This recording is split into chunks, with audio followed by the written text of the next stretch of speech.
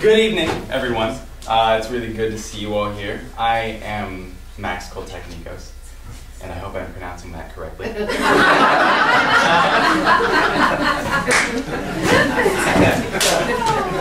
I really want to thank you all for being here. It means a lot to me because what you're doing tonight by being here is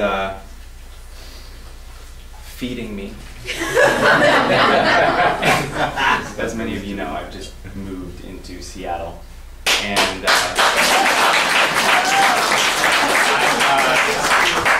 I'm going to be doing acting and art over there and stuff, and you know what they say about the prospects of making money from doing that. So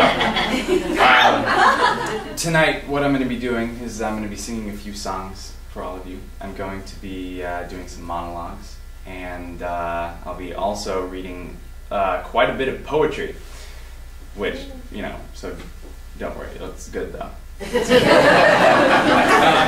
I kind of just have all this stuff that I'm just going to do, and so it's just this massive jumble of paper. So I think what I'm going to do now, actually, is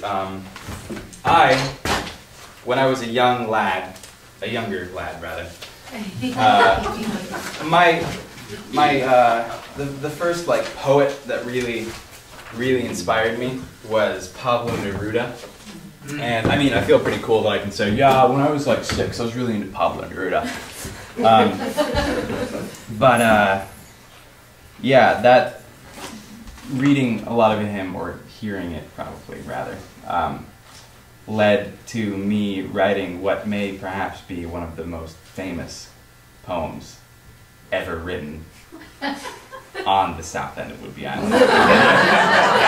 Maybe. So I'm gonna read a couple of Pablo Neruda's odes, which those are the ones that really were, those were the ones that really struck a chord. So this is one called Ode to Salt, and we all love salt. Apparently Pablo Neruda did as well. So much so that he wrote an ode to it. This salt, in the salt cellar, I once saw in the salt mines. I know you won't believe me, but it sings, salt sings. The skin of the salt mines sings with a mouth smothered by the earth. I shivered in those solitudes when I heard the voice of the salt in the desert. Near Antofagasta, the nitrous pampa resounds a broken voice, a morning song. In its canvas, the salt moans, mountain of buried light, translucent cathedral, crystal of the sea, oblivion of the waves. And then on every table in the world, salt. We see your piquant powder sprinkling vital light upon our food. Preserver of the ancient holds of ships, discoverer on the high seas, earliest sailor of the unknown, shifting byways of the foam. Dust of the sea, in you the tongue receives a kiss from ocean night, taste imparts to every seasoned dish. Your ocean essence, the smallest miniature wave from the salt cellar, reveals to us more than domestic whiteness. In it, we taste finitude. So, yeah, that's Pablo Neruda.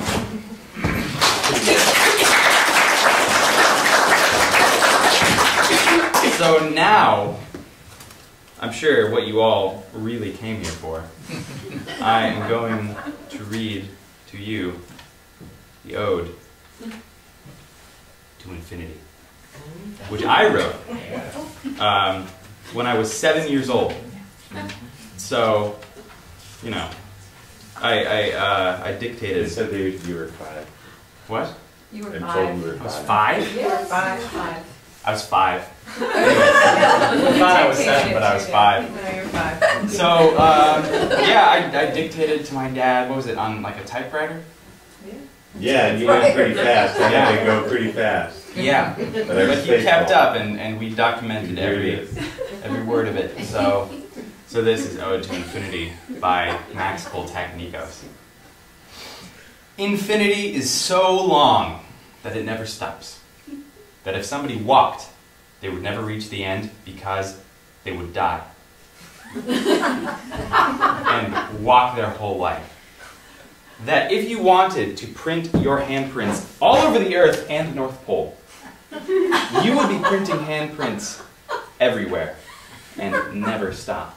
Infinity is so cool that I'll never stop thinking it's cool. If somebody stole infinity, you would never think it would be cool again. Then you would make up a plan. You would share infinity. And you would put it back. And you would share infinity. And you would put it back. And you would share infinity. And you would put it back.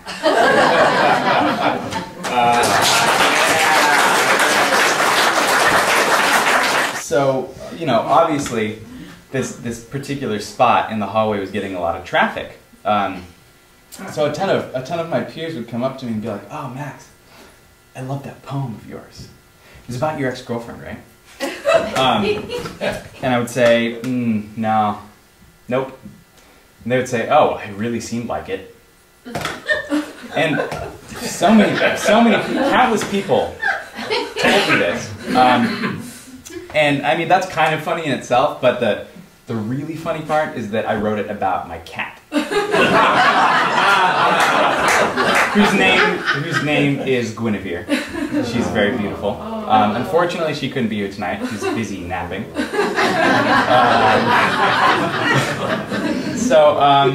It's just a real little short thing, but yeah, I'm gonna read it for you. So this is She Breathes Fast. Laying on the couch, she breathes the concept of sleep. Hand hangs off the edge.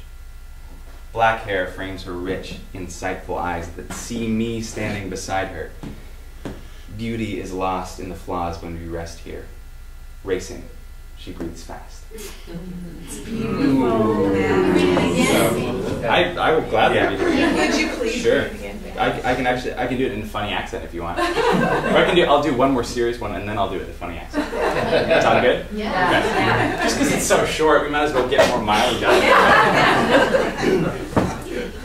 Laying on the couch, she breathes the concept of sleep. Hand hangs off the edge. Black hair frames her rich, insightful eyes that see me standing beside her. Beauty is lost in the flaws when we rest here. Racing, she breathes fast. Okay, now a funny accent.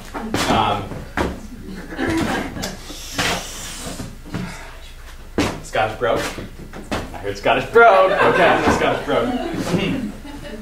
Lying on the couch, she breathes the concept of sleep. Hand hangs off the edge. Black hair frames her rich, insightful eyes that see me standing beside her. Beauty is lost in the flaws when we rest here. Racing, she breathes fast.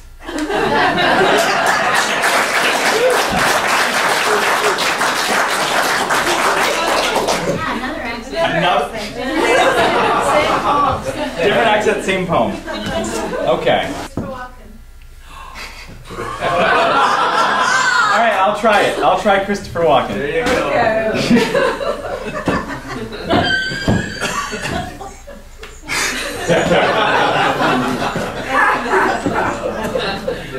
Laying on the couch, she breathes the concept of sleep. Hand hangs off the edge.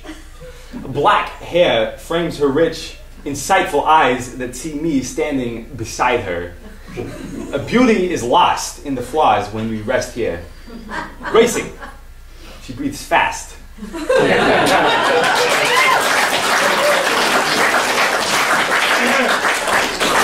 One of my favorite actors, Christopher Walken. Russian? Okay.